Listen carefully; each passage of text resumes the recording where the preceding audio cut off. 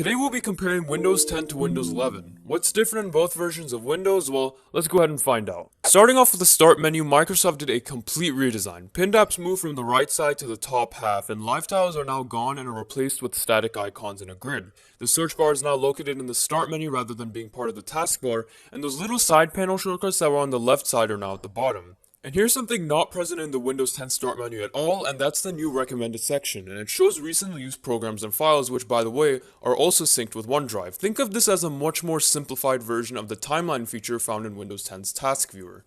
The All Apps list, which was on the left side of the Start menu in Windows 10, is now its own menu in Windows 11, using a button. And within the All Apps list, some older programs like Windows Explorer and Notepad are now part of the list rather than being part of the Windows System or Windows Accessories folder within the list. In fact, those folders are now completely removed and replaced with a shortcut to Control Panel called Windows Tools that lists many legacy built-in Windows programs that were previously in those folders.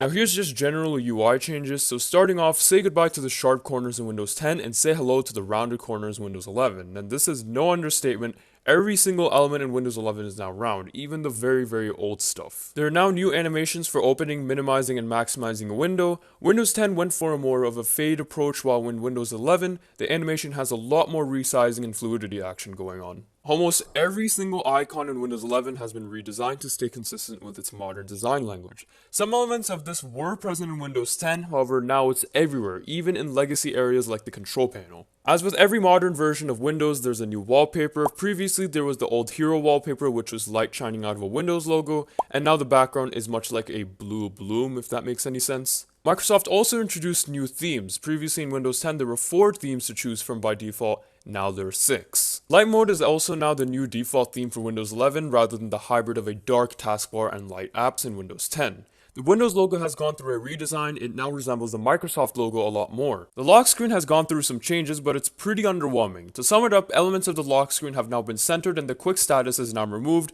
You can only show one app that shows detailed status. Windows 11 now introduces a new blur effect called Meek and Acrylic. The blur will always show your desktop wallpaper even if the window is on top of a window with a different color. Look at how Calculator's blur shows the desktop wallpaper as opposed to the white blur in the calculator in Windows 10 despite both being in front of Notepad. Windows 11 now has a new font called, and I'm definitely going to mispronounce this, Segoe UI Variable, which is Microsoft's modified version of the previous Segoe UI font found in Windows 10.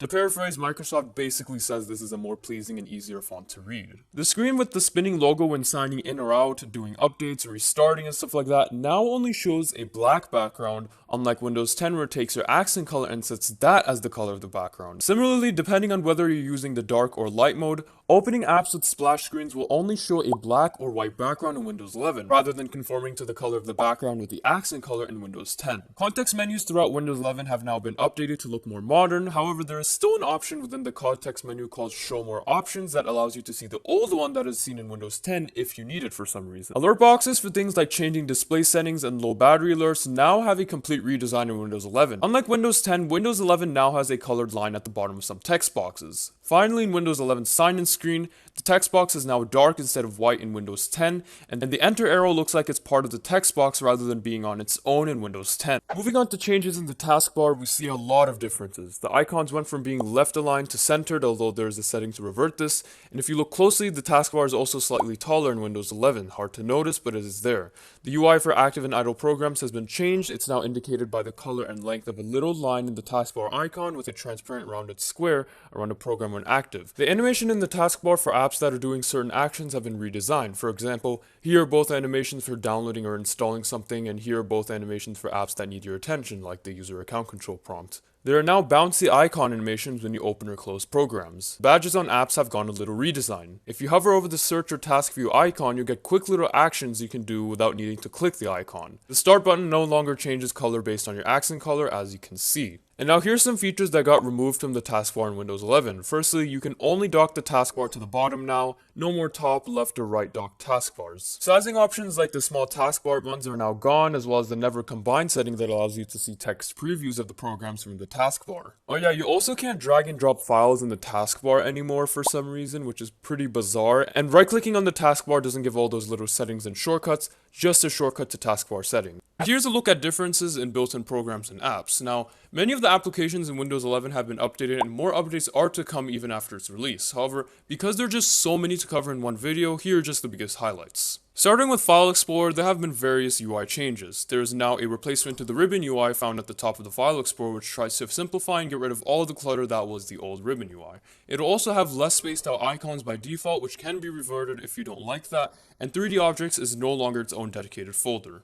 The Settings app has gone a complete overhaul. It's now supposed to be easier to navigate, more organized, and overall just look better. You'll see more enlarged icons and pictures that make the UI easier to use, and even some new animations. And just like the Settings app, the Microsoft Store is also getting a huge revamp with a new UI and various improvements. However, one of the best parts is that the store is now open to accepting more app types, such as EWA, which are web apps, Win32, which are like the .exe installers, even Android apps, though support for those will be delayed. This app is also coming to Windows 10, which is a huge bonus. Skype, which was preloaded in Windows 10, has now been removed in favor of the Microsoft Teams integration system built into Windows 11. However, you can still install Skype again if you really need it. Internet Explorer is finally disabled from Windows 11. You can try, it is nowhere to be found, so your only option is Microsoft Edge. It's still there in Windows 10, but not on Windows 11. Microsoft has also done a lot to make sure Windows 11 is consistent and removing duplicate Windows accessories that were present in Windows 10. So what they're basically doing is they're updating a legacy Windows accessory and removing the duplicate version. For example, Snip and Sketch has been removed and a newly updated snipping tool is now here with a more modern UI and various features from Snip and Sketch. This is also going to be done with Paint in the future, where Paint 3D is removed by default and the old MS Paint is going to be updated not only with a new look, but with new features as well. Windows Terminal is now a preloaded application in Windows 11 and aims to unify command prompt, PowerShell, and other command lines into just one app.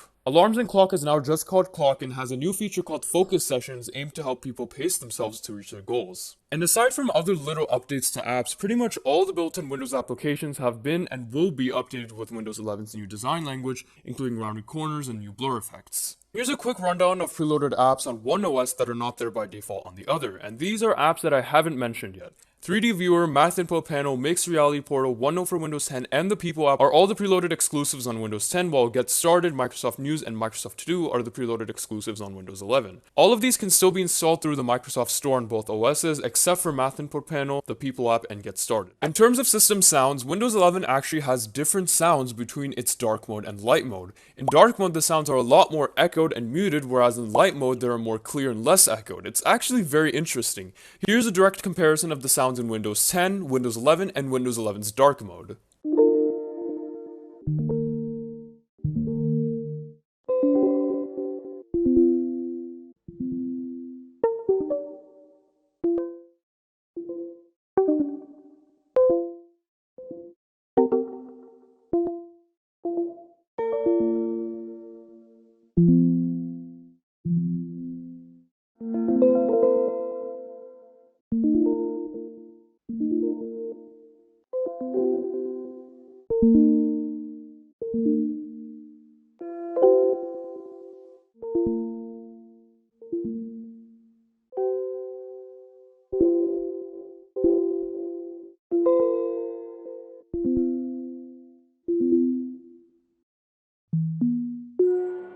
Now let's change perspective and move on to some tablet features. When you turn a device into a tablet in Windows 11, icons in the taskbar would just be spaced out. However, Windows 10 has two options. You can either space out the icons just like in Windows 11, or you can have it enable tablet mode, which is a completely different mode that is not available in Windows 11. Touch-enabled controls are now easier to use in Windows 11 because touch elements are stickier. For example, look at how my finger can resize Notepad in Windows 11 easier than I am able to in Windows 10. This is because the resizing targets are now much easier to touch and feel stickier. Now here's a rundown of the new and modified gestures between both OSs. Swiping from left to right from the edge in Windows 11 shows the Widgets panel, while in Windows 10 it shows the Task Viewer. Swiping from right to left from the edge starts the Action Center in Windows 10 and Notifications and Calendar in Windows 11. Swiping from the top does nothing, but if you're on tablet mode in Windows 10, you can close apps if you swipe from top to bottom. In Windows 11, if you touch the screen with 4 fingers and move them horizontally, you can now switch between virtual desktops, and if you do the same thing with 3, you'll switch between different windows. If you swipe up with 3 or 4 fingers, you'll activate Task Viewer. All these 3 and 4 finger gestures just talked about are just not a thing in Windows 10. The animation for rotating your screen has been changed between both versions. Windows 10 zooms out and orientates, while Windows 11 flips everything like it does in iOS. And adding on to rotating the screen, both versions of Windows behave differently when scaling windows while rotating the screen. Look at what's happening. In Windows 10, the windows scale to whatever orientation you switch to, while in Windows 11, the windows stay in the same position the entire time despite rotating the screen. The touch keyboard in Windows 11 has had a complete overhaul. The keyboard looks nicer and keys are now rounded compared to the square ones in Windows 10. There are now more keys, navigating to certain settings are supposed to be easier, and now you can change the theme of your keyboard and not just be stuck with white or black. Now let's talk about the different experiences you'll get setting up both versions of Windows. The setup screen on Windows 11 has been completely redone. In Windows 10, the setup screen was dark blue and black with fade animations when navigating through the setup. In Windows 11, there are now more vibrant colors and blurs, new animations, new icons, new loading screens, and other various improvements. Cortana used to be a big part of the Windows 10 setup experience, however, say goodbye to her because she is no longer part of the setup experience in Windows 11. The steps you go through to set up Windows hasn't changed much between both versions. The only new step added in Windows 11 is the ability to name the computer, which was actually not a thing in Windows 10. After finishing setup, you'll be greeted with some text and animation on both OSs while Windows is getting your desktop ready. Not only is the text different during this process, but the background has also had a visual overhaul. In Windows 10, the background was constantly changing between different colors, while in Windows 11, a blurry bluish purple round light constantly moves around the background. And an interesting little find, when the entire setup process is complete and you get to your desktop, the start menu will now automatically pop up, which is just not what happens in Windows 10. If you know Windows history, you'll know that this is exactly what happens after you're done setting up Windows XP as well. Final important thing to know is that you'll no longer be able to install Windows as a 32-bit option in Windows 11. If you need a 32-bit version of Windows, the final version to support that will now be Windows 10. And here's just a few things to note about Windows Update. Firstly, the text that is shown when updating the operating system during a restart has been changed. Windows 10 basically tells you exactly what's going on, while Windows 11 just tries to use more natural language. Secondly, Windows Update will now show the estimated amount of time needed to complete updates.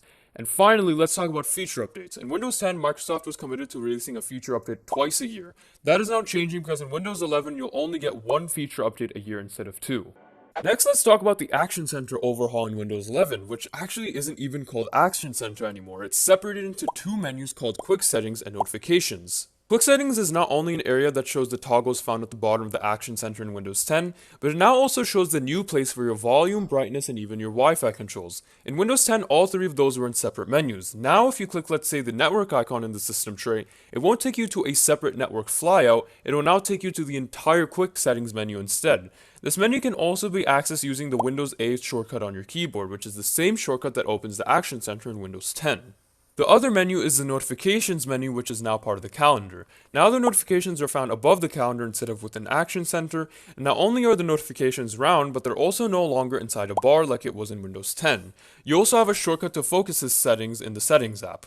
This menu can also be accessed using the Windows N shortcut on your keyboard. And if you're curious about what's changed about the calendar, you'll be pretty disappointed. It has absolutely no integration with anything, and the detailed clock that showed seconds is also gone.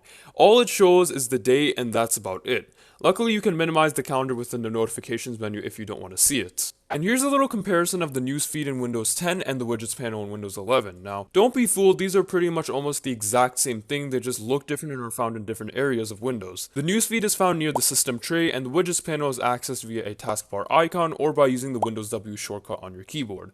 Last thing to note is that the newsfeed is customized using Microsoft Edge, while the Widgets panel is partially customized within the panel, partially through Microsoft Edge as well. Microsoft has also made a number of changes to Snap Assist and multitasking features. Starting off, the task viewer has now been simplified in Windows 11, and the timeline feature that is found in Windows 10 has now been removed. You can now choose a different wallpaper for each virtual desktop in Windows 11 rather than only one for every single one in Windows 10. The Snap Assist preview now has a frosted glass look rather than the transparent glass in Windows 10. The animation when you actually preview and snap a window has been changed. Funnily enough, Windows 10 doesn't even have an animation when you snap the window. And generally speaking, Snap Assist is just much smarter and is able to do more than it used to in Windows 10. So, for example, when snapping a window in a quadrant, Windows 11 will try and assist you in finding other windows, while in Windows 10, snapping to a quadrant does nothing. When using Snap Assist to snap different windows on different parts of the screen, Windows will now automatically sort those windows into a group, and those groups can now be previewed and opened in the taskbar. Windows 10 doesn't have this feature, so groups don't show up when hovering on a taskbar icon. The line seen when resizing apps side by side now has a new look. When you're actually using it, it disappears in Windows 11 while still being present in Windows 10.